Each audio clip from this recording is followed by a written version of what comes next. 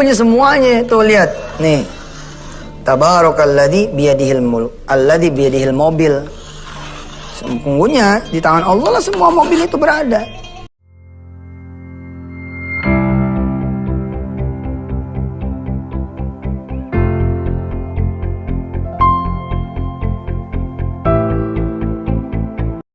Alhamdulillah pemirsa, kita belajar tentang surah Al-Mulk, surah ke-67, ya juz ke-29.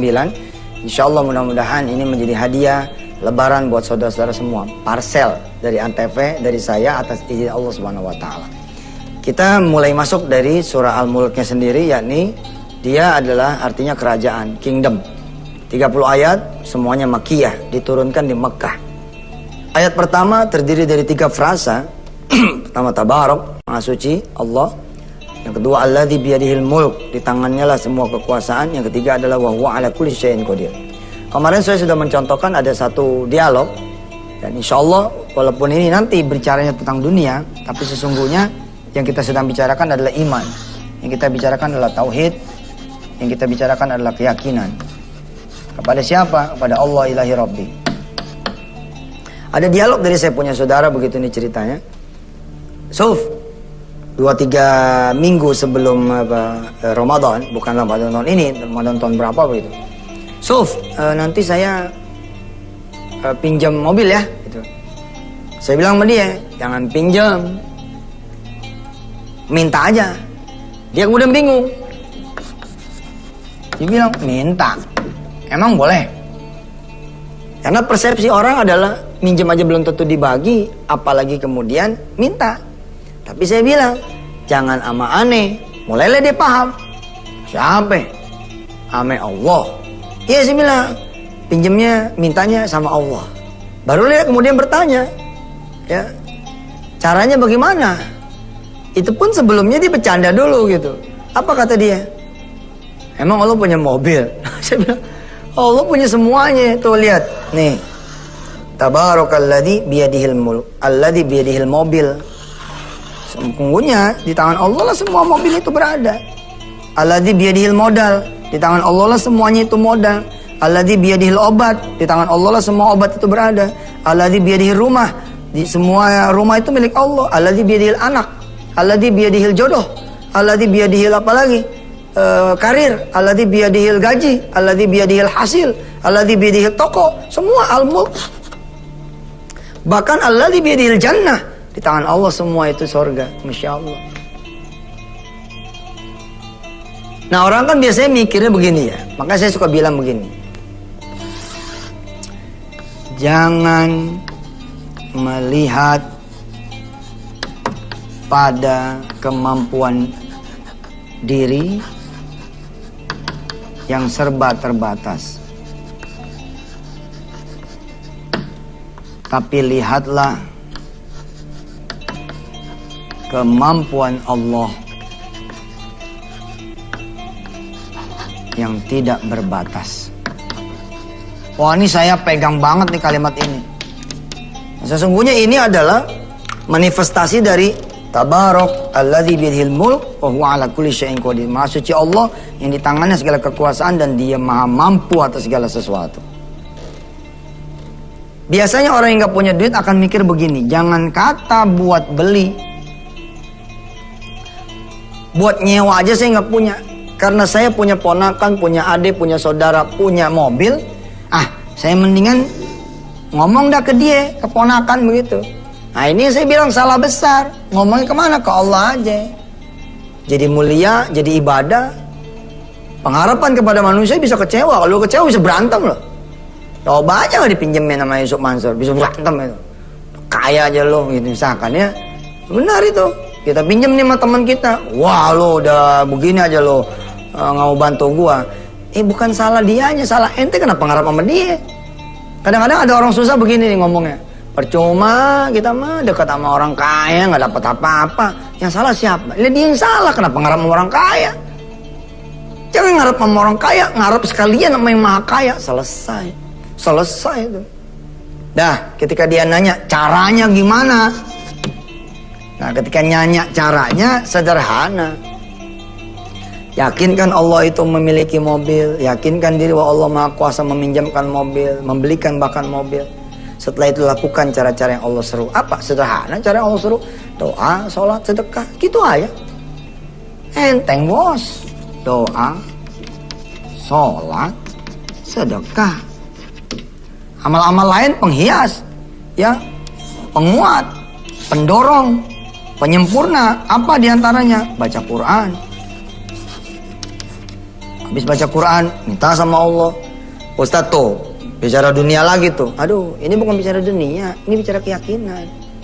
Kalau ente bisa beli mobil pakai duit ente, apa bedanya ente sama orang lain yang nggak punya Allah? Apa bedanya? Ente nggak bakal merasakan tabarok itu, nggak bakal subhanallah, nggak bakalan. Iya pakai duit ente, malah yang ada malah belagu. Tuh, lihat. Kampung, I'm coming. Kampung saya datang pakai mobil, bukan pakai sombong.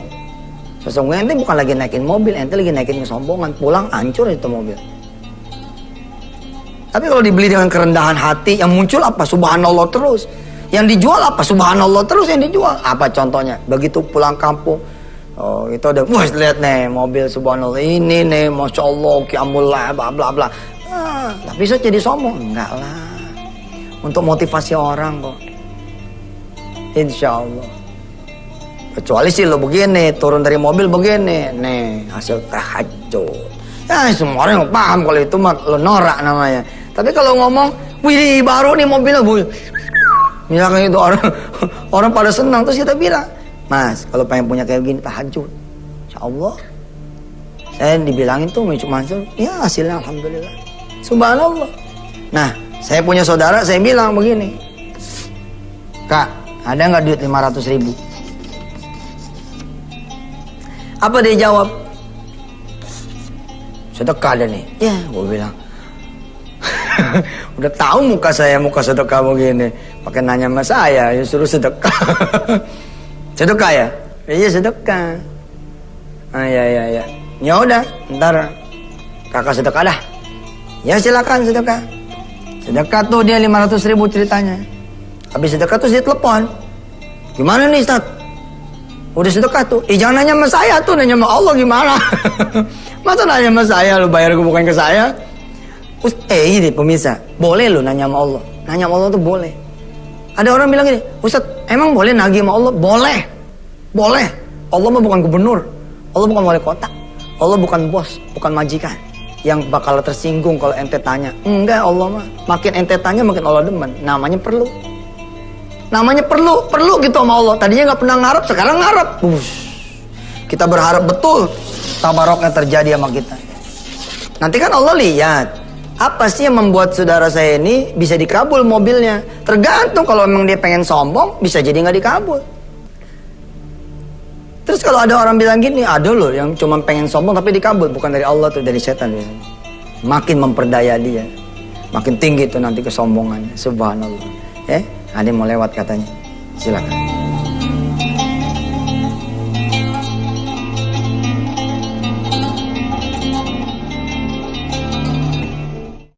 Tadi kan saya bilang dia H-2-3 minggu ya, 2-3 minggu before Ramadan. Masuk nih Ramadan. Makin lama makin dekat, makin dekat ke hari raya, tinggal 1 minggu. Ya telepon lagi dah nih. Tat, gimana ya? Belum ada tanda-tanda nih.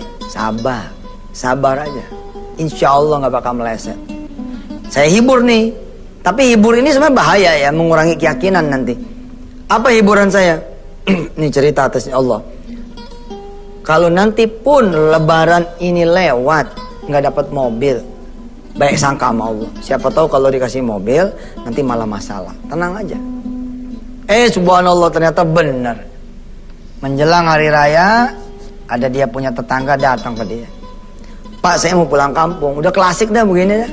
Udah klasik dah. Ente nggak perlu meragukan Allah. Apakah Allah akan menjawab atau tidak? Apakah Allah akan mengganti atau tidak? Apakah Allah akan mengabulkan atau tidak? Yang ini nggak usah ente tanya-tanya, nggak usah diraguin. Yang perlu buat ente pada saya, kita semua ya, pertanyakan adalah teka-teki ini. gimana ya caranya Allah ini mengabulkan, lewat cara apa ya? Karena yang begini ini exciting nih pemirsa, excited banget itu. Akhirnya saudara saya tiba-tiba tetangganya datang, Pak, saya mau pergi keluar kali kampung, saya nggak bawa mobil, nggak bawa apa namanya, naik kendaraan, naik udara, saya titip ya rumah saya, titip mobil saya. Subhanallah. Dan saudara yang luar biasanya, 500.000-nya dipulangin. Barangkali bapak pengen pakai mobil saya, pakai aja Pak, ini buat sekretaris cuci mobilnya. Berapa? 500.000. Pakai aja katanya, pakai aja. Dia pura-pura jaim nih. Oh iya saya jaga. Malah jaim. Padahal senang banget, harusnya lompat-lompat. Kenapa? Karena ini berita iman. Ini berita iman loh, betul. Ini bukan berita cuman mobil, ini berita iman. Ente dapat mobil gara-gara 500.000. Nyewa di mana? Coba hari raya lu gope. Nyewa di mana? Motor gua nggak dapet gope. Proses dulu KTP-nya lah, kartu keluarganya lah, betul nggak? Ini jadi DP. Sekarang mana ada DP gope? Sekarang DP motor 3 juta. Ini mobil gope hari raya. Lepas kunci lagi. Dan bahkan dipulangin kan? Betapa Allah itu wa huwa ala kulli syai'in qadir. Betul ini. Berita nih, berita iman nih, berita iman. Udah, saudara saya nelpon saya lagi tuh. Tat, waduh bener nih dapat mobil, dapat pinjaman. Udah saya bilang, ente udah nelpon Allah belum? Nelpon Allah mana nomornya? Kalau pagi-pagi itu nomornya 8. Kalau pagi-pagi nomor Allah 8. Kalau malam nomornya berapa? Pemirsa, kalau malam nomornya berapa? 11 kalau malam. Kalau pagi 8. 8 apa ya? Duha. Kalau malam 11. 11 itu apa ya? Tahajud mau witir. Pintar. Sini ke depan dikasih duit. 8, telepon 8. Atau nomor doang, atau nomor. Tapi 4 salam. Tek lapor. Sujud. Set. Wasjud waqtarib.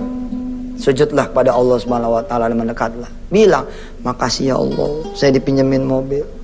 Kalau bisa nih orang jangan pulang-pulang dari kampungnya. Wah, insya Allah tuh dosa loh. Nyumpain orang nggak pulang-pulang. Dapat tuh wa ala kulli syai'in qadir. Kesebut gak tabaroknya? Kesebut. Subhanallah, luar biasa Allah ya. Dia nih bisa jadi malah udah tidak berdoa loh. Udah tidak berdoa nih. Yakin. Orang kadang-kadang bukan kayak saya, bukan underestimate ya sama siapapun gitu. Enggak. Tapi siapa sih yang bisa terus-terusan berdoa? Pagi, siang, sore, malam. Mobil. Lu gila juga jadi mobil mulu. Hanya Allah yang mengingat saudara punya doa. Walaupun terlontar hanya sekali. Cuman Allah. Cakep. Datang dah nih. Begitu ketemu hari raya, ngobrol. Tet. Ini kan minjem nih. Ntar orangnya kan datang berarti pulangin lagi kan ya, supaya nih mobil nggak dipulangin lagi gimana caranya? Saya bilang sama dia, kakak kan ngasihnya 500 emang cuma minjem nih, coba dah keluarin 5 juta gitu saya bilang. Keluarinnya 5 juta, 5 juta ya, 5 juta doang nih harganya, murah dong. Makanya orang kalau kenal ilmu sedekah, kenal ilmu tabarok, kenal ilmu alladzi biyadihil mulk, kenal wa huwa ala kulli syai'in qadir, beres. Enteng banget, beli apa-apa enteng bener. Enteng. Sejengkal dah. Mekah sejengkal, rumah sejengkal, mobil sejengkal, apartemen sejengkal, bini sejengkal. Kenapa pada susah nyari bini? Bukan susah nyari bini, lu pada nggak berdoa, itu aja resepnya. Yang lu lakukan apa? Nyari. Udah nyari maksiat lagi. Begitu dapat satu, cemek-cemek, pegang-pegang, habis aja lo nggak redo. Yang mempertemukan siapa? Yang mempertemukan juga Allah kan.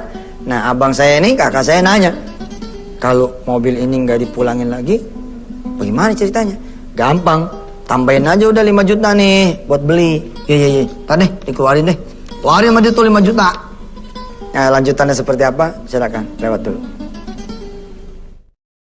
Baik saudara yang dirahmati Allah, kita lagi membahas tafsir surah Al-Mulk, kerajaan. Saya berusaha membawa penafsiran ini kepada perilaku dan kejadian sehari-hari supaya saudara merasa dekat dengan ayat-ayat Allah, dengan firman-firman Allah. Insya Allah mudah-mudahan tidak keluar dari koridor penafsirannya. Surah Tabarok terdiri dari 30 ayat, semuanya Makkiyah. Diturunkan di kota Mekah, artinya adalah kerajaan. Kalau orang mendawamkan surah Al-Mulk ini, maka insya Allah Allah akan meneteskan kerajaan-kerajaan buat dia. Kerajaan apa saja yang kita tidak tahu apa yang nanti kemudian Allah bagikan kepada kita. Ayat pertama saya pecah menjadi 3 frasa. Yang frasa pertama adalah Tabarok, Maha Suci Allah. Saya sudah jelaskan kemarin. Alladzi biyadihil mulk, ya, di tangan Allah segala kekuasaan. Yang ketiga adalah wa huwa ala kulli syai'in qadir. Saya contohkan dengan contoh, saya punya kakak saya punya brother yang pengen kemudian kendaraan. Lalu dia dapat kendaraan pinjaman dari Allah Subhanahu wa taala, dia ngasih 500.000 dan berdoa. Sampai kemudian tadi segmen 2 saya cerita, dia tambahin lagi 5 juta. Udah hari raya berlalu. Kemudian datang nih si pemilik kendaraan yang lihat. Datang si pemilik kendaraan. Benar nggak kalimat saya? Setelah hari raya lewat, datanglah pemilik kendaraan. Benar tidak kalimat ini, pemirsa? Benar nggak? Benar, karena dialah yang dikuasakan untuk memiliki kendaraan. Kira-kira begitu. Tapi kalau kita tanya pemilik asli siapa? Pemilik asli tetaplah dia, Al-Malik, Raja, yang tidak ada lagi raja di atas dia, yakni Allah Subhanahu wa taala. Jadi yang punya mobil siapa sejatinya? Allah. Datanglah malam-malam.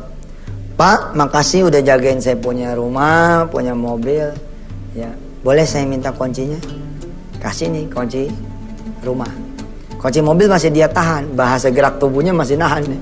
Tapi ditanya mana orang, kunci mobilnya mana? Oh iya. Dalam hati gini, kan gue udah bayar 5 juta. Kok tetap ditagih nih? Iya, kasih. Kasih tuh kunci mobil. Makasih ya Pak, saya pamit dulu. Assalamualaikum. Waalaikumsalam. Telepon langsung adanya nih. Tak, diambil lagi tak. Gitu. Diambil siapa ya? Diambil yang punya. No. Yang punya Allah Subhanahu wa taala. Udah lapor ke Allah belum? Saya tuh nggak demen tuh pemirsa. Kalau lapor ke manusia jadi nomor 1. Lapor mah nomor 1 itu harus Allah. Kalau perlu nomor 2 Allah, nomor 3 Allah, nomor 4 Allah, terus Allah aja udah, nggak ada cerita manusia. Contoh tadi saudara saya bilang kan, ketika dipinjemin mobil nih, kan dia langsung ngebel aneh sebagai berita gembira kan. Itu salah rundownnya itu. Pan, woi dipinjemin nih mobil. Wah, subhanallah. Nggak bener itu. Yang bener apa? Tahan ngomong sama Yusuf Mansur, tahan ngomong sama istri, tahan ngomong sama suami, tahan ngomong sama anak, ngomong sama Allah dulu. Cakep banget. Kita nih, ente misalkan diangkat sama Allah Subhanahu wa taala. Ya kan yang ngangkat Allah kan? Ya, misalkan Fulan, kamu jadi manajer. Terus siapa yang saudara kontak pertama kali? Percayalah, kalau dia punya istri, pasti bel istri. Kalau dia punya simpenan, pasti bel simpenan. Udah begitu, manusia mah. Kalau dia punya orang tua belum nikah, pasti orang tua yang dia bel. Kalau dia dibiayai kakaknya, dia pasti bel kakaknya. Lulus dari kampus kah? Betul nggak? Lulus SMPTN kah? Atau dapat lulus kenaikan kelas atau apa, dia pasti bel semua, tapi judulnya masih manusia, dan rundown itu salah. Yang benar gimana? Sebentar aja mah harus Allah dulu. Walaupun sebentar, misalnya begini, alhamdulillah ya Allah, makasih ya Allah, mudah-mudahan amanah ini membuatku menjadi bersyukur. Makasih ya Allah, makasih. Habis itu bel istri, Assalamualaikum ma. Waalaikumsalam. Nah istri yang baik mentahin lagi tuh harusnya. Kalau kemudian kita nelpon nih, saya belajar dari ibu saya. Ibu saya itu kalau saya ngomong tentang nikmat, selalu pertanyaan begini, udah sujud belum? Itu sampai sekarang nih, canggih, makanya anaknya begini, diajarinnya begitu. Saya ngomong nih, Bu, subhanallah nih, dapat rumah. Apa jawaban ibu? Udah sujud belum? Iya bener. Jadi kalau sama ibu gimana? Biasa aja. Assalamualaikum. Nah, cium tangan kan? Plak-plak gitu cium tangan. Cium tangan yang baik pemirsa saya ajarin. Cium tangan yang baik. Begini cium tangan yang baik. Tuh. Wah. Enggak. Itu kalau sama orang tua. Atau 2 kali ciumnya. Set. Nah, ini nggak ada nih di Arab. Di Arab nih jadi apa? Jadi sesuatu yang bahkan sebagiannya mengharamkan karena dianggap sujud kepada manusia. Tapi di kita ini merupakan tradisi. Jadi kalau cium tangan itu, kalau mau kiai, sama ulama, sama orang tua, jangan samain sama yang lain. Ya, misalkan begini nih sama yang lain. Sama orang begini, jangan begini lagi sama emak. Gimana caranya? 2 kali kalau sama emak, tak gitu. Kalau perlu 3 tempat sama emak. 1, 2, 3. Insya Allah emak ribet, ngapain sih lo? Ribet banget cium tangan. Ya, bedain. Sat. Nah saya biasa kalau sama orang tua saya, sama ibu nih, kalau mau ngabarin sesuatu, saya datang nih, misalnya, saya datang bukan berarti saya ngelewatin, tidak, tetap saya salam, assalamualaikum gitu. Ibu jawab kan, waalaikumsalam, cium tangan nih. Begitu cium tangan, saya pamit sholat dulu, bentar ya, sholat dulu bu. Ya silakan. Habis sholat baru ngomong. Nah kalau saya dilihat sama dia sholat, nggak bakal dia nanya, udah sujud belum? Karena udah sujud. Kita lanjut lagi ya, cerita-ceritanya besok. Insya Allah. Mudah-mudahan ini menemani perjalanan saudara selama di kampung halaman masing-masing. Saya Yusuf Mansur. Wassalamualaikum warahmatullahi wabarakatuh.